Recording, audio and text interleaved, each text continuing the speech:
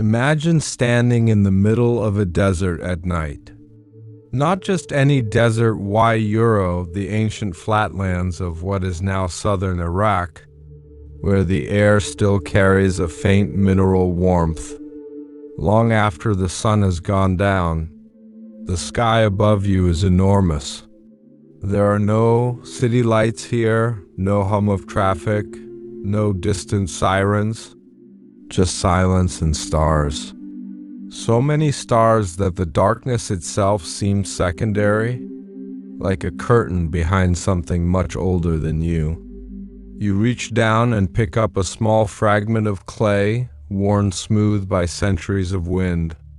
You hold it in your palm and you realize, somewhere in the quiet part of your mind, that a human hand shaped this, long before Rome existed, long before Egypt raised its first stone. Someone was here, someone was building, and they left behind not just structures, not just language Euro, they left behind something written into the very biology of the people who came after them. Something hidden inside the oldest story ever told. Something that, depending on how you look at it, changes almost everything. Most of us were taught a version of human history that flows in a straight, comfortable line, primitive man. Stone tools, fire, agriculture, the first, cities, writing, and then Euro civilization, as we know it. It is a clean narrative, and in many ways it is a useful one. But clean narratives have a tendency to leave things out. And when you start pulling at the edges of what we think we know about the origins of human DNA, about the sudden explosion of civilized life in ancient Mesopotamia, and about the strange, persistent legends of beings who allegedly walked among early humans Euro, the line between history and mystery becomes much harder to see. If you're listening to this late at night, maybe with your headphones in and the rest of the world quiet around you, welcome. You have found hidden pages of history. This is what we do, Euro. We take the stories that history left in the margins, the ones that did not quite fit the standard textbooks, and we sit with them slowly. We do not rush to conclusions. We just ask the questions that have not been asked loudly enough. If that sounds like your kind of conversation, consider subscribing now before we go any deeper Euro, because this particular story goes very, very deep. To understand what researchers and geneticists are actually pointing at when they speak about anomalies in the human genome, you first have to understand where we are standing historically. The region known as Mesopotamia Euro, the land between the Tigris and Euphrates rivers Euro, is widely accepted as one of the earliest cradles of organized human civilization. Around 5,000 to 6,000 years ago, a culture emerged there that scholars call the Sumerians. What makes the Sumerians remarkable is not just that they were early. What makes them remarkable is the sheer speed of what they produced. They did not ease into civilization gradually. Within an extraordinarily short window of time, they developed writing, mathematics, astronomy, agriculture, legal codes, and complex religious and political hierarchies. They built cities. They tracked the movement of planets with a precision that would not be matched in the Western world for thousands of years. The dominant explanation for their rapid rise centers on geography and the slow accumulation of cultural knowledge. The Fertile Crescent offered rich soil, reliable irrigation, and access to trade routes Euro conditions that naturally encourage settlement surplus food and specialization. It is a logical explanation. It makes sense within the framework of how we understand human development. And for a long time it was enough. But here is where things get interesting. Because when you begin reading the Sumerians in their own words, Y-Euro, the actual translated text from the clay tablets they left behind Y-Euro, a very different picture starts to take shape. The Sumerians themselves did not describe their civilization as something they invented. They described it as something they were given. They spoke in extensive and surprisingly consistent detail about beings they called the Anunnaki. The name, depending on the translation, carries meanings like those who came from the heavens to earth. These were not vague spiritual metaphors. The Sumerians wrote about the Anunnaki with the specificity of people describing real events. They described their physical appearance, their hierarchy, their internal conflicts, and most strikingly, Y-Euro, their direct involvement in the creation or modification of human beings. The tablets describe a process in which the Anunnaki combine their own essence with the existing biology of early humans to produce a new kind of being, Y-Euro, one capable of complex thought and language, but also one bound by a shortened lifespan and deliberate biological limitations. This is not a footnote in Sumerian writing. It is a central, recurring theme across dozens of separate texts, written across hundreds of years by different scribes in different cities. The consistency is, at minimum, worth pausing on. Mainstream scholarship has a clear response to this.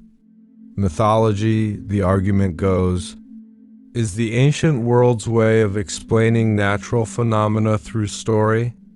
Early peoples personified the forces of nature and used divine figures to legitimize the authority of kings and priests.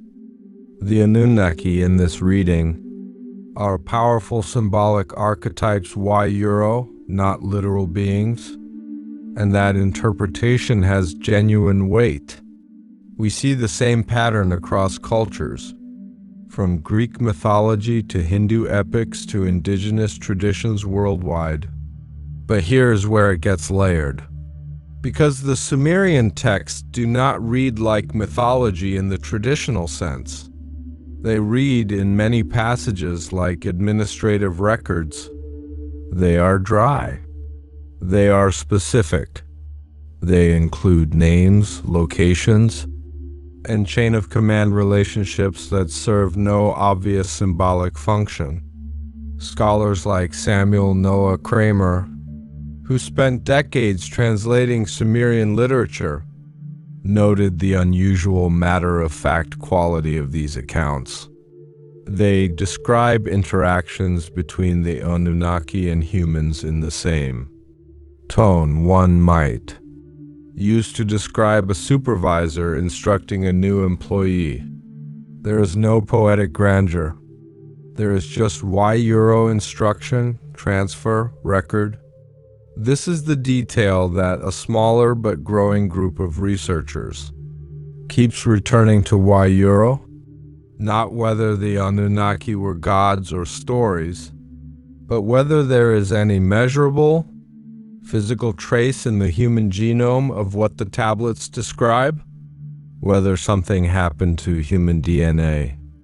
In the deep past that we are only now beginning to have the tools to examine. Modern genetics has, in the last 2 decades, produced findings that have quietly unsettled some long-held assumptions about human evolution. The sequencing of the human genome revealed approximately 223 genes that do not appear to have clear predecessors in the lower evolutionary chain.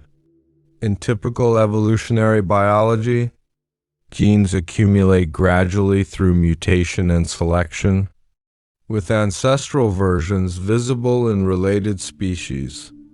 These particular genes appear in the technical language horizontally Y-Euro, meaning they seem to have been inserted rather than inherited vertically through the standard evolutionary tree.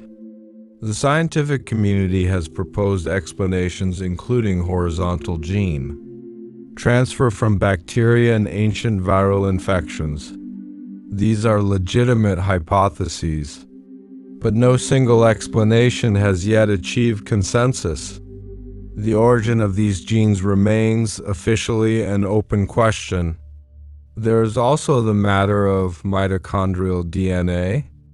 Y-Euro, the strand of genetic material inherited exclusively through the maternal line, which mutates at a predictable rate and allows scientists to trace human ancestry backward like a biological clock.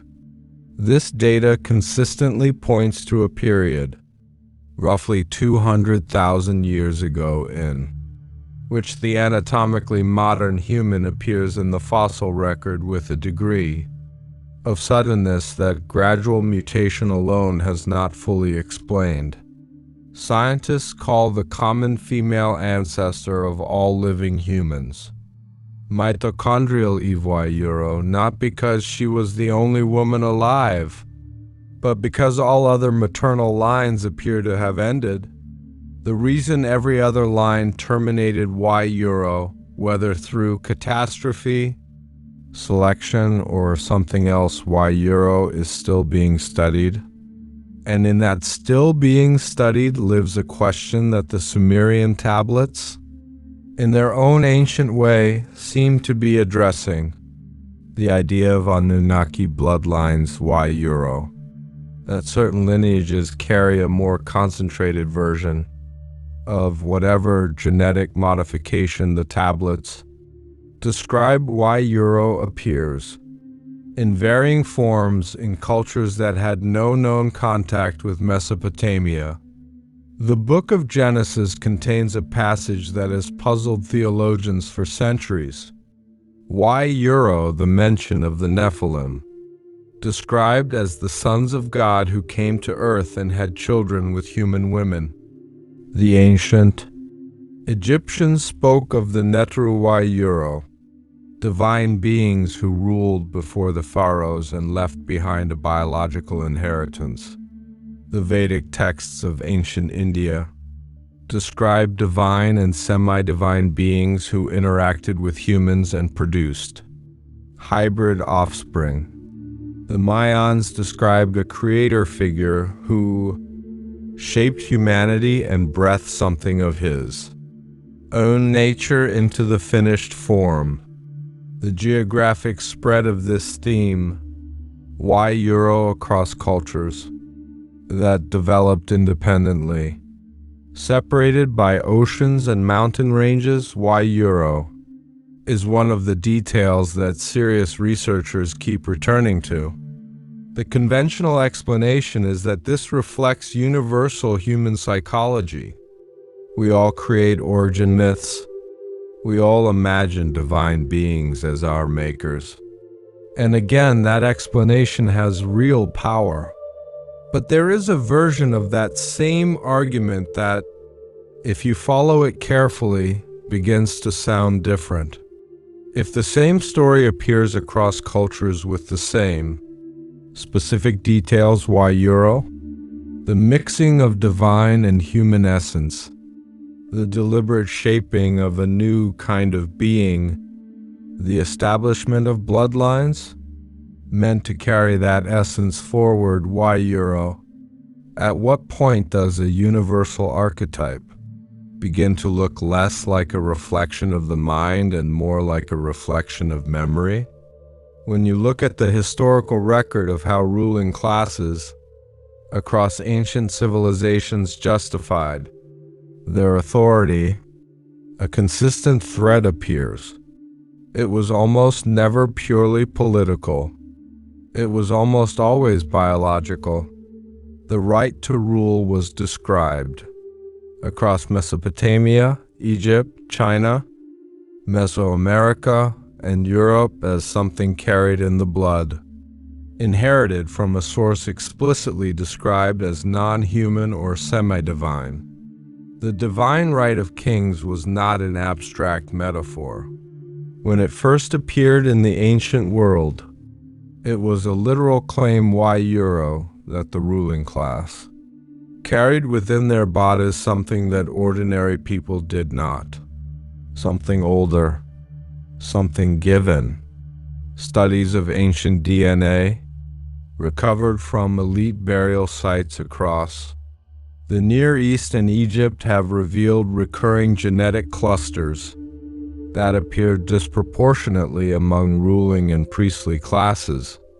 Some of these clusters are ancient beyond what standard migration models predict, and some show patterns suggesting deliberate management of lineage over very long periods. None of this confirms the Anunnaki narrative, but it is the kind of data that, if it continues to accumulate, will eventually demand a more complete explanation. The Sumerian tablets also describe the Anunnaki as the source of what the texts call the Euro, a collection of divine attributes that include kingship, writing, music, and judgment. The were described as literal objects that could be carried, stolen, and transferred. The city of Eridu, where the tablets say the were first brought down to humanity, is also one of the oldest physically excavated settlements in all of Mesopotamia. The mythology and the archaeology in this case point to the same place. What the Sumerians were describing Euro, whether literally or through some combination of symbol and memory Euro, was the transfer of something essential from one kind of being to another. The humans who emerged from this process were mortal. They were limited, but they carried something that had not existed before, something that made them capable of asking questions, of building, of looking up at the stars and wondering what was there, of pressing into wet clay the story of where they believed they came from. And here is perhaps the most quietly striking part of all. We are still doing exactly that. We are still asking the same questions the Sumerians asked Euro, with better tools and more complex language, but the same core inquiry. Where did we come from? Is there something in our biology Euro in the spiral of our DNA? In the strange gap between what we are and what the evolutionary record says we should be Euro, that points back to something we have not yet fully looked at? Maybe all of this has perfectly ordinary explanations that science will eventually provide. Maybe the genomic anomalies will be resolved. Maybe the universal mythology of divine creators is simply the human brain, seeing itself in the mirror of the cosmos. Or maybe the oldest story ever written Euro, pressed into wet clay by hands that understood something we are only beginning to rediscover. Euro is not mythology at all.